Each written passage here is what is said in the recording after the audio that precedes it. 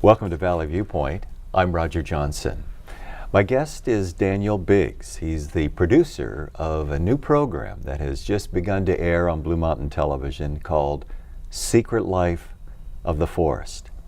And Daniel, we're so blessed and privileged to have you here on Valley Viewpoint. And I believe we have not talked very much about Blue Mountain Television's other programs on Valley Viewpoint. Yeah. And now we have that opportunity today with you. You have very much appreciated the outdoors. I was thinking about your work with the Steps to Christ series and being outdoors and taking us to places that I probably will never go to in my life. And so I really have appreciated viewing that, and the inspiration and the music has been a blessing. Praise the Lord. And now you have a new program that's out. Talk to us about The Secret Life of the Forest. Well, Roger, actually you had a little hand to play in that. I mean, I was in the chain. That's right. That's right. The cascading effects of things. Yep, that's right. So we can thank you for such yeah, one little link in this That's experience. right. But it was a very important one. You know, you remember if we took Mike Denny out, I think it was really early spring. We were getting excited about spring, and he took us on a personal walk through the Audubon Trail there at Fort Walla Walla. And we had jackets on, as I recall. And what was it, a half-mile trail, and it took us 2 hours because he was just talking about this plant and that tree. And I mean, it was unbelievable. And he was explaining things that we walk by on a daily basis that we really don't have any idea about those things. And so that was really fascinating for me. I think it was for you as well. Oh, it was. Yeah. I've been on some walks with Mike, and I didn't. It was his idea to go to that place. Oh, I see. And of course, it was rather convenient for Daniel. It wasn't too far away. Yeah. In contrast to The Secret Life of the Forest, what you've been doing, it was just right in our backyard. And I think that was possibly the intriguing part, at least for Valley Viewpoint, that here it's something right in our traveling, where we travel by all the time. Yeah. And now, of course, the Walla Walla Town Center is just north of where we were walking. That's right. I know. Well, Mike and I really hit it off that day, and I think you and I even talked, but I gave Mike a call and said, Mike, what do you think about doing a series together? And he goes, great, let's do one on the Blue Mountains. And I'm like, great. And we just... From little Fort Walla Walla, let's do the Blue Mountains. And it blew me away when I heard that it's 400 miles long. Yeah, I know. And, I would say we naively jumped into it, not really knowing the scope and the challenges of pulling off a documentary on the Blue Mountains. But we were blessed at every step of the way, and between two people, it was literally just him and I, and he would go and tell me what to photograph, and he'd show me, and we'd go to certain places looking for certain things, and some of those things only would have like a week window where they would be there and then they'd be gone, such as some of the native orchids, Mike's calendar in his mind, biologically, must be amazing. Yeah. Because he knew that window that you needed to be there with that camera of yours. He knows where to go and where to be. Like, you're right, his calendar is really interesting because he knows that on certain days things happen. Like, and it can be real regular with certain insects or birds and things that very reliable. So it's interesting following him around. Yes, it is. And when those that are following the series, and we're going to be talking about when the series is going to be seen and can be seen currently, that he has to adjust regarding the changes of the seasons, whether it's a dry year or a wet year, warm or cooler. So he's adjusting his calendar, I suppose, environmentally as the years go by, since he's been living here. Yeah. As a matter of fact, he's been just enamored with the Blue Mountains ever since he was introduced to them, I believe by a professor that went to Walla Walla University. Yes. Took him up into the Blue Mountains.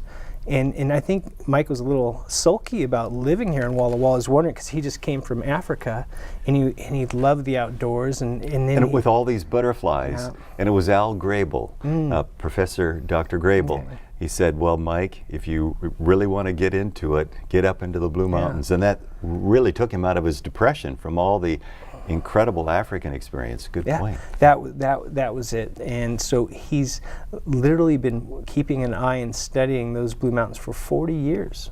40 years. And so to expand on what you just were talking about, he does see changes. Like he's witnessed changes due to either the weather or people. He's seen a lot of changes, and so it's interesting to talk to him, and he even knows when different animals came into the area. Like the fox is not native, the possum is not native, and he knows that year that they started showing up. And I noticed at the last episode on the rafters, you had a scene of foxes at the end. It was interesting, and so you were able to capture that scene. Yeah. I don't know how, other than with a guide. He's such an expert guide, and perhaps would this be all right to tell our viewers that are viewing this program, if they've never been able to see this program, let's review when you're airing it currently. Right now, you can watch Secret Life on the Forest on Blue Mountain Television Station, and here in the Valley, that's on channel 21, 28, and 36. Yeah. On cable, on charter cable, that's 179, I believe. And then you can watch us on Roku if you search Blue Mountain TV, just the letter TV, Blue Mountain TV, and you can download our app. And I believe we have roughly around 2,000 people who have downloaded our Roku. Becoming popular Yeah. as a source. And the times are 7 o'clock on Sunday evening is the new episodes, and then we'll rebroadcast those 5 o'clock Wednesday night and Thursday at 9:30 a.m. You'll be able to see those kind of like reruns. And I've been catching it on Saturday night at 8 o'clock. Yeah, well, apparently there's one more. At least. Yes. So this is giving anyone that would like to check it out, at least off air. Now, this program is... And also, I forgot to mention that you can watch us on our website. So if you don't have cable, or you don't have, you can watch us on your phone or your tablet or whatever you might have at www.bmt.tv. We have live streaming there, and so you can watch it there. The reason why that we're not offering DVDs yet, and we don't offer these as downloads, and that's what we would love to do. But we want to negotiate with public broadcasting and maybe get this into a really much larger audience. And so we're not sure if they really want us to be sharing the footage until we get through that negotiation process. Oh, yes. Well, I wish you the best in that Yeah. process. Thanks. Hi. Well, when you started to hear this project, you looked at your equipment list. And what was it like?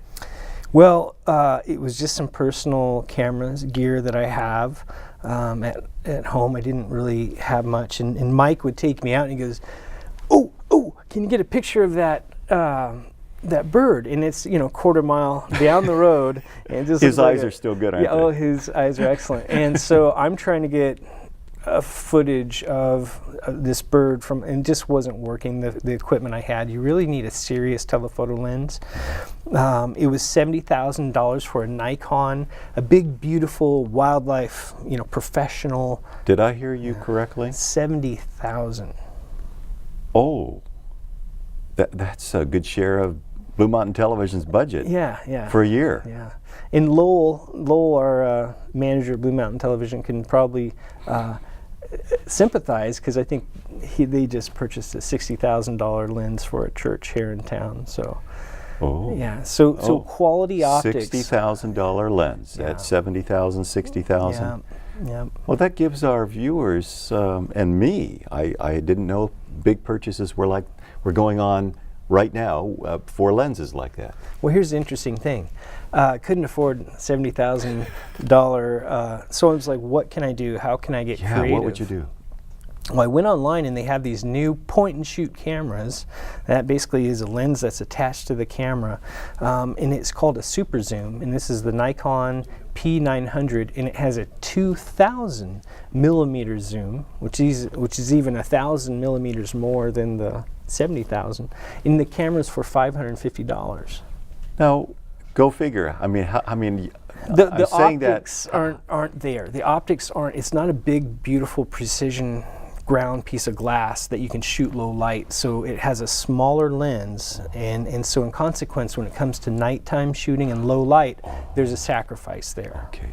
But it allowed me to get many of the shots that Mike was asking me. So, here's a TV show. I hope this is inspiring for somebody out there who might be wanting to make a program, is that this is mostly shot on a point and shoot camera.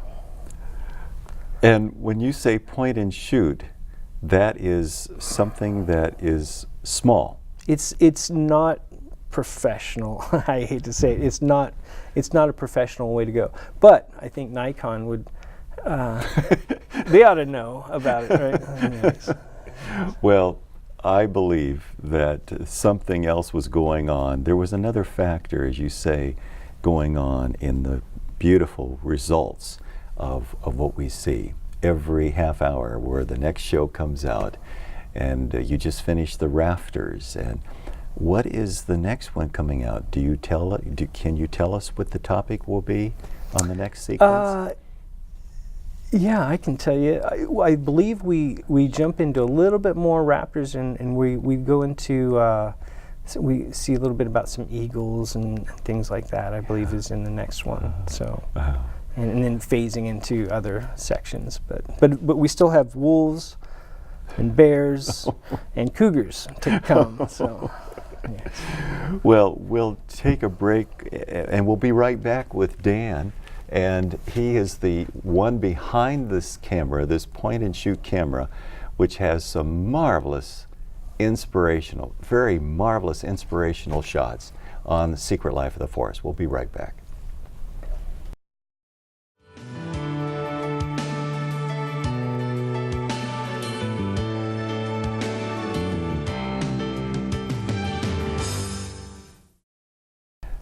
I'm talking with Daniel Biggs, and he is the producer of The Secret Life of the Forest. And Daniel, I'm sure there's bound to be some stories that would probably never be able to be aired other than on a program like this. We talk about the backstories, the behind-the-scenes experiences. There's got to be many of them. What were some of the fun ones? Well, I'll tell you, one of the surreal experiences was that Mike Denny talks a lot about bluebirds in one section, and I needed some bluebird imagery, and he had shown me where they were, and so I went up on a bluebird photo shoot, and I went up on a ridge line there, and there were some bluebird boxes, and I know that they are there, and I've seen them on this one snag from time to time, and I have a dark blue Chevy Tahoe, and kind of electric blue, kind of dark electric blue, and almost the color of those bluebirds, which is, and I don't know if that had anything to do with it, but I parked my Tahoe on the road, and I climbed up the cut bank, and I was positioned at a old snag tree with my camera on a tripod, and I was doing just the old classic wait for, hopefully they're going to be there. And I'm all ready to go, and I look over at my vehicle, and there is a bluebird there, and this is a western bluebird. There's two types, the western and the mountain bluebird, but this is the western bluebird, and it's hovering right next to my Tahoe, just kind of hovering here and hovering there. It's really checking it out. I don't know if it's the color or what's going on. What's going on? And then and my windows were halfway down, and it lands on my window. So here I am, Roger. I'm trying on to, the ledge of the window. The little perch. It's just on the ledge. The window's halfway down, and it's sitting there, halfway in my vehicle. Yeah. And here I am. I'm trying to photograph bluebirds, and I have one almost in my truck. And I thought, what? And then the craziest thing happened. It flew inside the truck. Oh my! I couldn't believe what was going on. I'm just like, oh, I'm going to shoot bluebirds here, and it's in my vehicle. Yeah. And so I went down to the vehicle, and it got scared, and it flew to the back of the Tahoe. So I went back to the Tahoe and opened those barn doors, and there it was, sitting there, kind of frightened. But I took a quick shot of it as it was there. That was definitely the closest I've ever been to a western bluebird. So, but that was so, you couldn't help but feel blessed, or, it really wasn't the shot I wanted of a bluebird in the back of my Tahoe, but there was still something very unnatural environment, obviously. You can't deny the special experience that was. The intimacy of him being so that strange. bird being in your own car. Yeah. So was Mike Denny there? No, he wasn't. But I have pictures to prove So it all. That's right. Would he have another type story to go with that regarding bluebirds and their curiosity, perhaps? Was he kind of surprised, or was he? He thought, it was a little bizarre. He thought that was quite bizarre. I know he's been attacked a couple times by grouse, so he's got a couple stories by some aggressive grouse. But anyways, that's the only. You have some other thoughts that you'd like to share too about your traveling around in these wonderful Blue Mountains.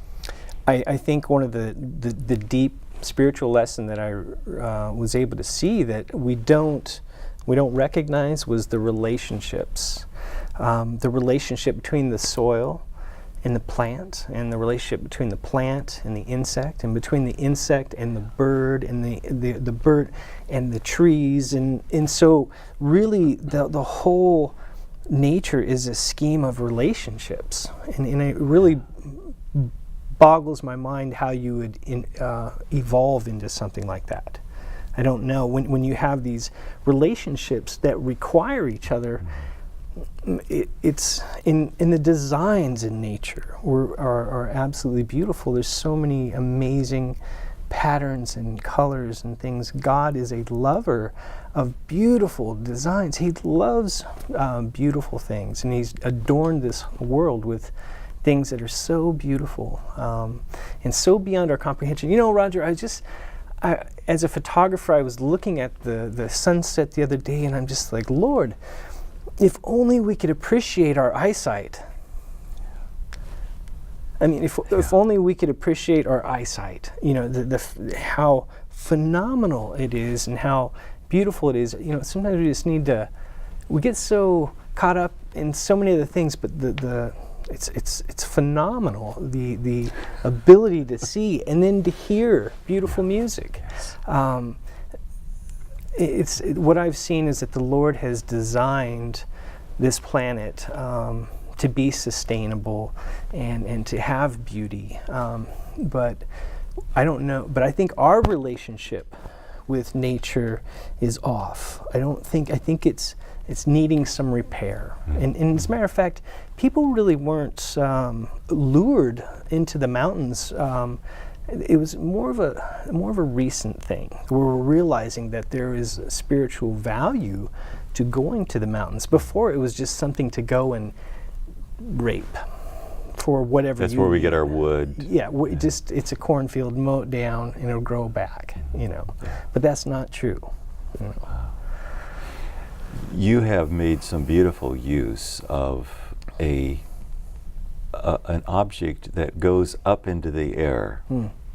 And tell me about the story about how you were able to be skilled with a drone. Yeah. Well, number one, I'll give thanks to my dad. My dad is a loving man, a man that in this day and age when people say they're busy, he never said he was busy.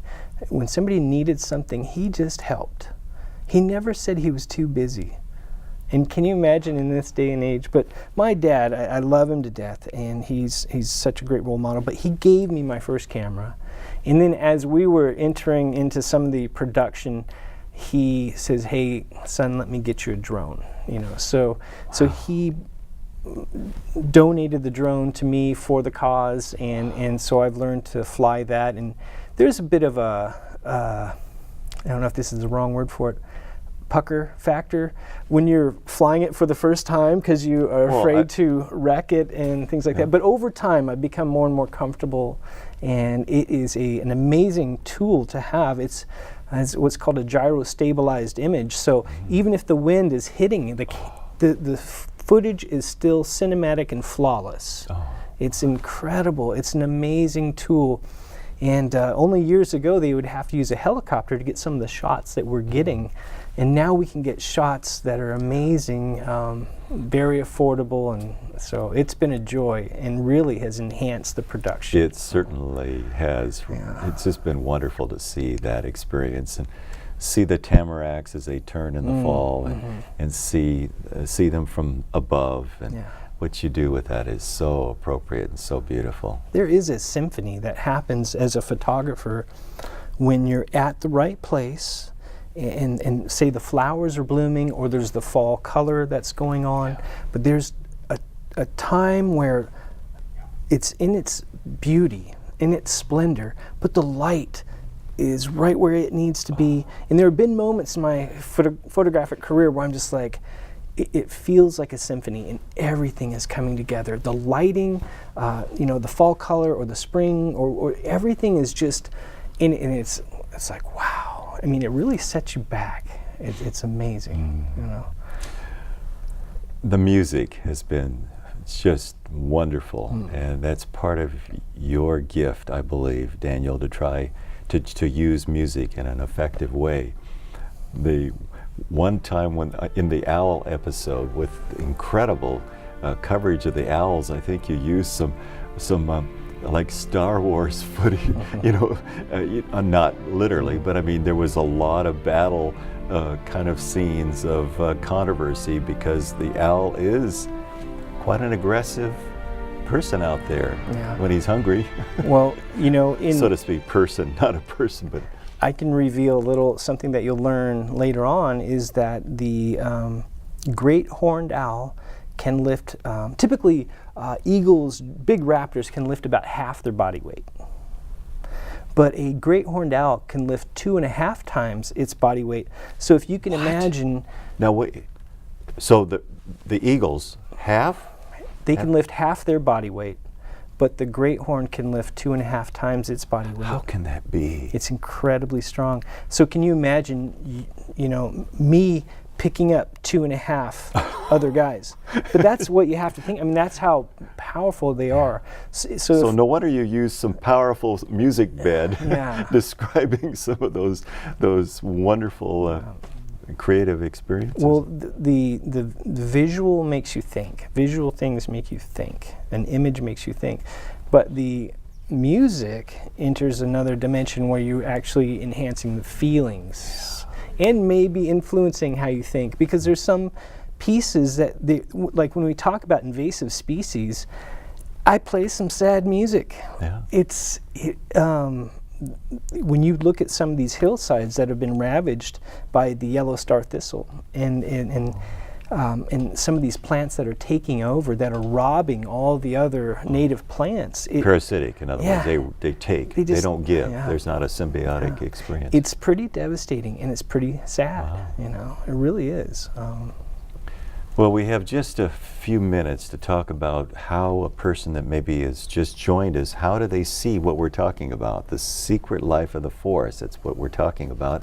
Daniel, talk to our audience how they might see the next episode, and then maybe talk about, I think there's a December date that's coming up too that you're going to be highlighting this program. I can't remember what that date was. I thought I heard it was 16. It's 16. But the Blue Mountain Television will announce that if they're watching. We'll make an announcement, and the way you can watch this is the new episodes are 7 o'clock, and right now, this is good and bad, but it's exclusively on BMT.TV or Blue Mountain Television's channel. You can watch us 7 o'clock on Sunday nights for new episodes, and then we do reruns on Wednesday nights at 5 o'clock, and then 9:30 a.m.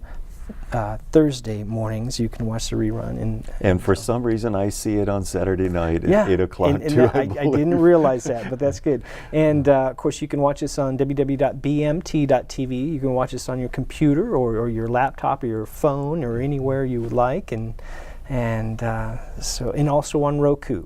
You just search for Blue Mountain TV. Yeah, that new frontier for Blue Mountain Television. Yeah. Roku. Roku has doubled our ministry in 2 years. Oh. It's amazing. Well, again, Daniel, thank you for being my guest on this program. Thanks for having me. It's been thrilling to hear some of the stories behind the scenes about what it took to make this new program on Blue Mountain Television, The Secret Life of the Forest. Thank you for joining us as well today.